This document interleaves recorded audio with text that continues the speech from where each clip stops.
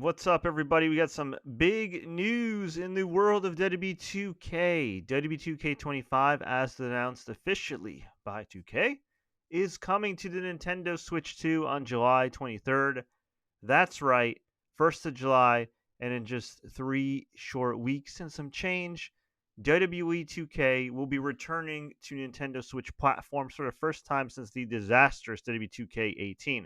Now, keep in mind, WWE 2K25 is only coming out on the Switch 2. And look, WWE 2K the last several years has actually been a pretty damn good game, minus all the microtransactions, minus the MyFACTION, minus the island, which appeared in this year's version of the game, which is my least favorite. It's like supposed to be this open world. It's really like a kind of a ripoff of the NBA 2K deal where you go and get a haircut and this and that, but it's on Roman Reigns' island and it's always online. And yeah, not really a fan of that. But the interesting thing here is that this is a great opportunity for WWE and wrestling games in general to make their mark on the platform because, as I mentioned, WWE 2K18 came out years ago on the Switch One. It was absolute garbage. It was so bad that Nintendo refunded me, and Nintendo never gives refunds if you buy it through their eShop. So they made an exception for me. I ended up buying Dragon's Dogma, and that was so much better, a much better investment. You should check out that game. It's usually on sale. But for a while now, we've waited for a good wrestling game on the Switch or Switch 2. And granted, there are some games that have tried to fill the void with kind of like a retro feel. You had WrestleMania, Wrestling Empire, WrestleQuest is kind of its own fun take. But this is the first real good, or could be good, WWE licensed game to hop on the platform in a long time. Now, Switch 2 is a new platform, but I'm just talking about the Switch family in general. But here is where it gets complicated. Here is where I get a little annoyed on my side of things. So the good news is it does include the 2K showcase with the Bloodline Dynasty, the Island, a little polarizing, a great roster of over 300 playable characters, a bunch of match types including intergender wrestling. You have My GM with online multiplayer, although I feel like it's a little limited. My Faction, not my kind of thing, but hey, if you're into it, go for it. And My Rise, which actually is pretty good this year and has really good voice acting. And you got your usual universe mode, creation suite, and if you buy the season pass or the deluxe editions, you get the ringside pass, season pass, all the DLC and all that jazz, which is cool, including most recently the Monster Abyss from TNA, which is awesome. Here is my gripe.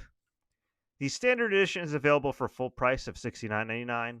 The 2K25 Deadman edition is available for $99.99. And the Bloodline edition, which is what we reviewed, and 2K was kind enough to provide us a review copy earlier this year, is at $129.99. Why do I have a problem with this? Because it's already July, and if y'all aren't familiar, the new WWE 2K usually comes out around WrestleMania. So March and April. So March and April, there will be a new 2K. And they're asking you less than a year out to pay full price, especially when, again, the previous iteration of 2K on any Nintendo Switch console is horrible. I don't know. I would have liked to have seen it more reasonably priced. At the very least, make it like the previous console generation. So for the regular edition, $60, the deluxe edition, $80 or $90, and the Bloodline, 100 some change. I feel like it is a little pricey. I get that we're all used to it now, paying more for games. I mean, Mario Kart's like $80. I think the Outer Worlds 2 is gonna be like $80.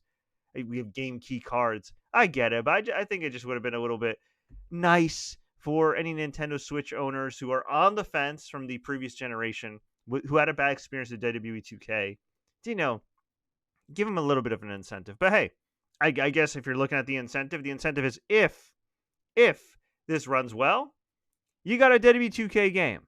And most importantly, you got a WWE 2K game that you can play on the go. But as I'd like to point out as a new Switch 2 owner, as a lot of Switch 2 owners like to point out, you'll probably want to do some research and get some grips because while it's great to be able to play around your house and all that jazz, it is not the most ergonomically friendly system, especially if you played the Steam Deck like I have, or even like the old Switch, and then go to the Switch 2. It's awesome so far, but man, playing it undocked, yeah, can be a little cumbersome. But I want to hear from you. What do you think about WWE 2K25 arriving on the Nintendo Switch 2? Would you like to see some Nintendo, WWE, or even AEW exclusive wrestling games down the road, similar to back in the day on GameCube where we got like Day of Reckoning and all that jazz? And oh, by the way, I kind of forgot about Fight Forever. That was kind of an albatross. That was a pretty harmless game.